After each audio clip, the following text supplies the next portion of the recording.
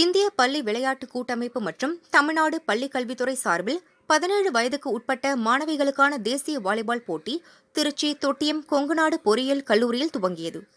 போட்டியை பள்ளிக்கல்வி இணை இயக்குநர் சசிகலா, சென்னை முதன்மை உடற்கல்வி ஆய்வாளர் நிர்மலா, மாவட்ட முதன்மை கல்வி அலுவலர் கிருஷ்ணபிரியா, கல்லூரி தலைவர் பெரியசாமி, மாவட்ட உடற்கல்வி ஆய்வாளர் சரோஜினி ஆகியோர் துவக்கி வைத்தனர்.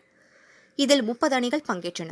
லீக் போட்டியில் தமிழ்நாடு அணி பீகார் அணியையும், மேற்கு வங்க அணி மகாராஷ்டிரா அணியையும், ராஜஸ்தான் அணி IPSC அணியையும் வீழ்த்தின. இப்போட்டிகள் டிசம்பர் 30ஆம் தேதி நிறைவடைகிறது.